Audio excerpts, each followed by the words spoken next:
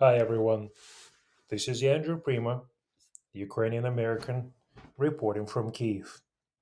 In today's podcast, week 114 of Russian invasion of Ukraine, and this is the first week of May 2024. In today's podcast, we're going to talk about that the US aid is gradually coming to Ukraine, but Ukraine doesn't have enough weapons to hold the lines. Here are the latest updates from the front lines. And we're also going to talk about the consequences for Europe if Ukraine loses the war. So, the lack of ammunition is forcing the outnumbered Ukrainian soldiers to pull back, one village after another, including three surrendered this Sunday as intense fighting roils the countryside around surrounding Avdiivka village nearly 3 months after the strategic city fell to Russia.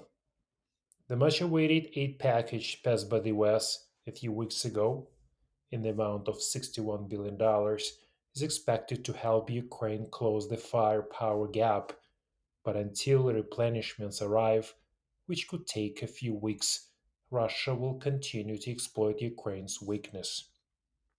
So, the latest from the Donbass. In the Pokrovsk-Avdiivka sector, the Russians continue their assault on the positions of the armed forces of Ukraine to the northwest of Cheretny village. They broke through two lines of defense and now directly east of Novoalexandrivka village. The Ukrainian forces appears to have completed the rotation of several units and brought in fresh troops to the west and north of the Russian infiltration site. In general, the pace of the Russian offensive slowed down to normal speed. The movement appears to be led by the 27th Motorized Rifle Division and the 90th Tank Division units responsible for advancing further south between Umansk and Italov. The good news that the Russians have already deployed that type of units which could take advantage of the breakthrough. They will first wait in the rear while other units expand their forces to break through the Ukrainian defense lines, and then they will advance deep into Ukraine positions as required by traditional Soviet Russian doctrine. At the same time, military analysts say that this is another confirmation that the Russian armed forces have lost the ability to conduct large scale mechanized offensive operations at the operational and therefore strategic levels. Of course, from the Russian point of view, this doesn't matter. The Ministry of Defense of the Russian Federation has long known how bad their situation is, and therefore as early as 2022, they abandoned all hope of winning the war with a single strike. Instead, their new doctrine is a relentless, small scale offensive of mechanized infantry. But this should finally be understood by the West politicians in NATO in Brussels, where the taking heads are still where the talking heads are still talking about Russia preparing a war against the alliance in 3 4 years.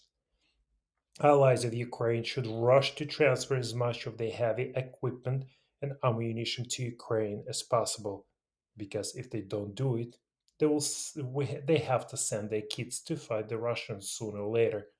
If they do not want this to happen, allow Ukraine and provide everything we need to beat the aggressor state. So the situation in Bakhmut. Of course, the Russian air defense systems continue to strike Ukrainian positions, using at least 150 and over cruise bombs per day. However, in the last 2 days, the main target of the airstrikes was Chasiv Yar, in which the Zhepnevy Novy Canal quarters were subjected to multiple airstrikes and artillery shelling that lasted for about 12 hours. Usually, such massive air and artillery attacks mean that a massive ground offensive is coming right after that. To the south of Chasiv Yar, the Russians also advanced strongly and reached Seversky Donetsk, the Donbas Canal northwest of Ivanovsky, where the armed forces of Ukraine tried to stop them. In the Chasiv Yar, a strategic hilltop town in Donetsk, the lack of fortifications helped Russia win the battle.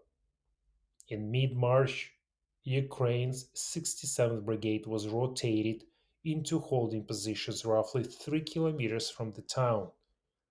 I would be hard pressed to describe them as positions, said a Ukrainian serviceman who spoke anonymously to discuss the failing positions. He expected dugouts, a labyrinth of trenches and firing positions, but he found a series of pits, barely large enough to hide enduring artillery barrages. Under fire, soldiers would climb out of pits and dart digging in each other's direction so that there is at least some connection between them, he said. The soil was so sandy that their dug trenches crumbled whenever shells struck. With nowhere to take cover and no means to match the Russian barrages, they retreated 2 kilometers back. Over 100 Ukrainian soldiers were killed or missing, the witness said. We lost department of commanders, platoon commanders, company commanders, and surgeons. That is, we lost the entire brigade's skeleton. So, Ukraine's general staff disbanded the unit after its withdrawal in early April. The brigade was blamed for this loss, but commanders said they never had the resources to succeed in that fight. Ukrainian intelligence warned about Russian new strategy plans a month ago. So, why is actually Odessa suffering so much in recent days? There may be several reasons. Firstly, Odessa's vulnerability. Its geographical location doesn't allow the city to be effectively protected from the strikes from a relatively short distance from the Crimean Peninsula, from aviation, or from Shahid strikes. That is, precisely the proximity to the coastline, the inability for technical reasons to place it in the threatened direction of air defense at a safe distance from Odessa. And besides that, everyone knows the problem with the lack of air defense equipment. Why the Russians concentrated their efforts on Odessa, it's difficult to say. Whether they will continue to cherish the hope of creating a security corridor all the way to Transnistria, because so far the prospect of implementing such a strategy seems unlikely. What could be done to prevent this tragic situation? Definitely the ATACMS missiles, which finally was provided to Ukrainians and hopefully will come to all the cities very soon. If we are talking about the priority of these targets, then not so much the Crimean bridge, but precisely the launchers. The places where these missiles are stored should be attacked first. But if there were such opportunities in Ukraine, I'm sure the number of attacks on Odessa would be much lower now. So the purpose is not just to destroy the Crimean bridge, which we actually can, but to strike all the launchers of the rockets that has been harassing all Ukrainian cities for a long time. At the same time, the question of the destruction of the Crimea bridge, both for purely military reasons and considering its symbolic meaning, it's not removed because it's in the condition of the war.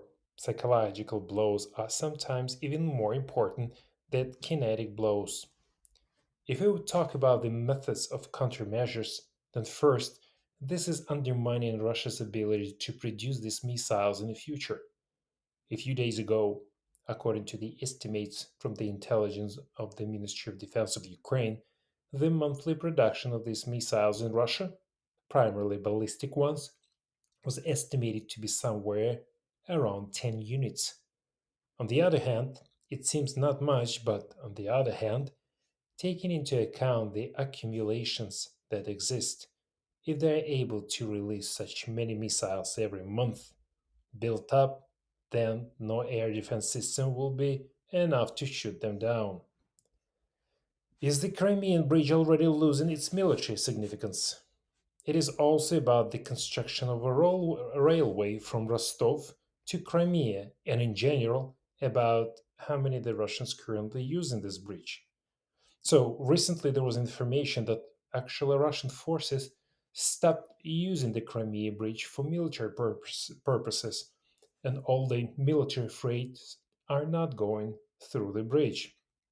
Well, in my opinion, the Ukrainian military most likely will proceed from how many missiles are needed to destroy the bridge. If, for example, 10 or 15 missile needs to be expended for the non-guaranteed, say, high probability impact of the bridge, and there is no surplus, then it's obvious it is more effective to focus on the destruction of other targets in the range of these missiles. As for the logistical significance of the Crimean Bridge, according to the available reports, is currently operating in a limited mode. But it should also be understood that while this railway is being built, even if the bridge is not 100% used, it is still an alternative way of logistics. And this is a classic. You need to strike in different places so that these logistic systems finally collapses. Various predictions were made as to when the bridge might be destroyed. In this case, it would not be so critical of the officials who declare the non fulfillment of duties because another goal may be pursued there. The instilling of anxiety in Russia contributes to the fact that some means of anti aircraft defense will be delivered from the front line to protect the bridge. If this goal is achieved, then it's possible to accept with understanding that promises and optimistic forecasts will not come true. The situation at the front in the eastern direction is changing. Information from the Institute for the Study of War suggests that the Russians will probably transfer their airborne divisions from Zaporizhia region to the Donetsk region. This is quite an alarming signal because these two divisions are considered the most ready for combat and they are thrown into this critical offensive. This is likely evidence that the main blow of the expected Russian offensive will be concentrated in the east. Again, this is estimated to happen in the late spring or early summer of this year. This, by the way, is what Ukrainian intelligence was talking about. And if we know about it, then I'm sure that our military will do everything that depends on them to deal with the maximum blow at the stage of redeployment and deployment. In particular, Defense Express writes that the armed forces of Ukraine covered a Russian camp with ATACMS missiles in the village of Rogove in the Lugansk region. This is perhaps just a confirmation that if these three missiles were guaranteed to destroy several dozen Russian invaders and damage a certain amount of equipment, then, well, apparently there is a military sense in this after all. The potential damage is measured by what these destroyed could do if they got to the front line. This is the answer to the question of why ATACMS are not used for the strikes on the Crimean Bridge. If Ukraine loses the war, what are the consequences for Europe and the West? First, tens of millions of Ukrainians will move to the West, straining Europe's social, economic, and political structure. Anti immigration sentiment will grow, contributing to the further growth of extremist far right parties. This is likely to call into question the entire agenda of European integration and support a Russian narrative that will drive centrifugal forces in Europe regarding the Euro Atlantic alliance. So, secondly, Hungary can take advantage of the collapse of Ukraine to seize Transcarpathia, where the Hungarian minority lives. This would be part of implementing the Greater Hungary policy, which the right wing in Hungary seeks. This could cause tensions with Hungary's neighbors, such as Serbia, Slovakia, Romania, Poland, who fear that Budapest has similar plans for their territories.